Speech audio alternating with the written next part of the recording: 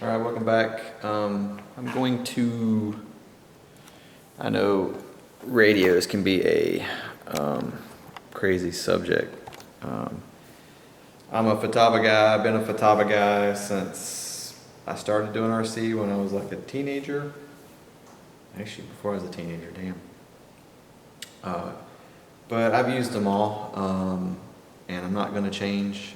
It's disappointing to see what Futaba's been putting out lately, but they have some things about them I like. I've never really had to deal with, reception issues, things like that. They've just worked for me. I like the S-Bus part of it because I do a lot of S-Bus on everything, even my big giant jets. And I like the programming, the feel, things like that. There's things about every radio has pros and cons, and there's always going to be people that are going to argue one or the other, which is fine. But these are all my opinions. Like Jetty just, it's a tray radio until they design something that's more handheld or ergonomically better. And then I don't like having all the extra receivers and all this junk to get better signals. It's just more crap that you got to pay money for. And then like I said, the Futaba servos, I use those a lot because they're S-Bus, and like I'm going to show you right now, is being able to do the programming in the servo can help out when you don't have enough channels.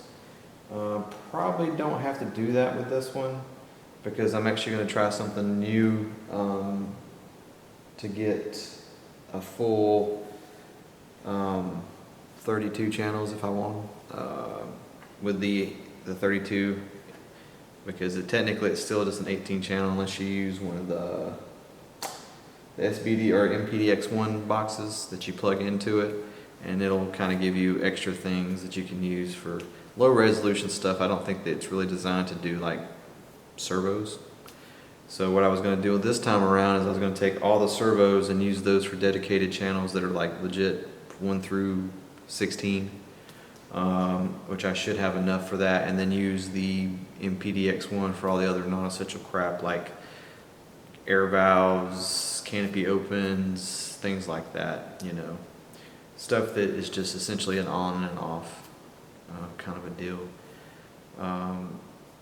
So what I was going to show you is how I typically do like a servo. Like once I get, I'll power it up and I'll get the servo arm as close to 90 degrees as possible.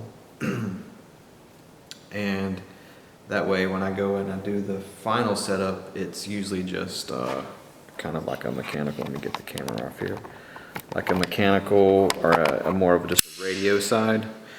But kind of the cool thing about these S-Bus, and I'm going to do the aileron here. So that's centered, and like I said, that is as close as that arm will actually get to center without any sub-trim. But so with the Futaba ones, you just, you can plug, and I don't even have to have a, I don't know if it was a change with this radio versus the 18, but with the 18, I thought I had to put a battery in here. Use a Y harness. One side goes to the servo, the other side goes to like a battery. But this one, it powers it up from the radio, so I didn't have to do that. So you go to System, S-Bus servo, and then you hit the recall button, and that pulls, basically makes the servo is connected now. And these are all the parameters that are in the servo. And I always do a soft start, that way you don't get the jolt. But it kind of sucks using Cortex, because the Cortex, when initialize it, it jolts. But it's nice that like these flaps, when they're just heavy enough that they'll lay down on their own, or the stabs will lay down. It's nice to not have that jolt when you power it up, so they slowly will come back to like a center. And I usually do about 6 seconds for this. So let's go up. Oop, that's too much. Let's go. Ooh, hello. Let's just back out of this. Messing it up already. So as long as you don't write, it won't change anything. So let's go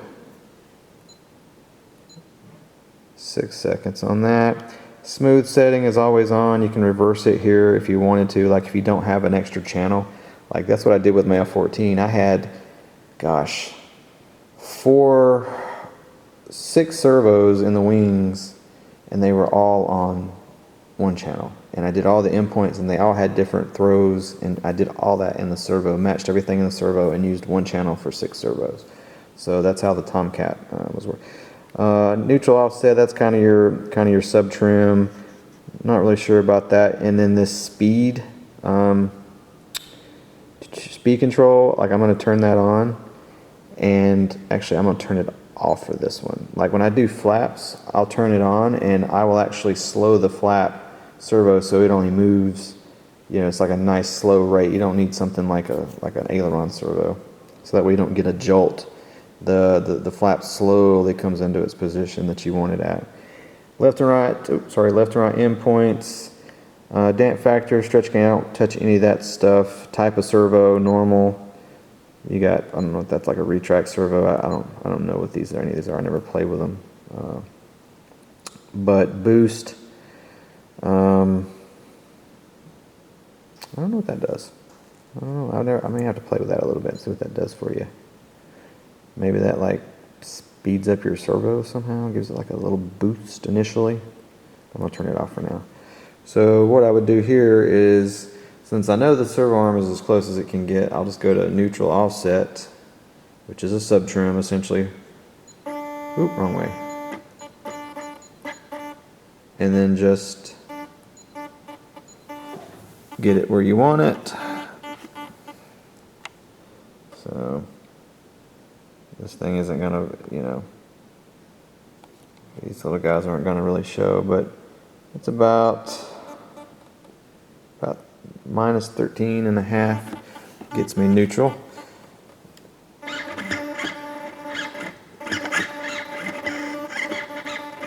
And then, like I said, you can do all this on a radio if you have an individual channel for each servo. But if you had wanted to use one servo for two, or one channel for multiple servos, you wouldn't be able to, you know, if you did endpoints and center points adjustments on one, it's going to do that to the other one, so it may not work out. So what I would do at this point is I would go do my full throws, which at 100% it doesn't bind, so I'm not even gonna cut these down. That's kind of the benefit to. It don't seem like it's going as far as it should.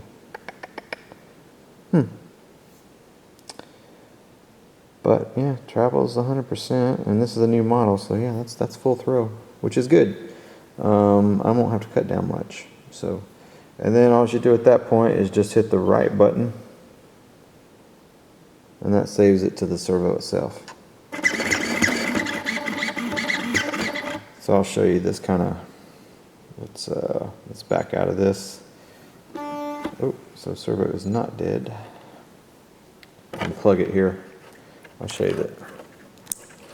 So this soft start here. So this is the kind of the soft start I was talking about. So you got the model sitting on its wheels, and the control surfaces are droopy.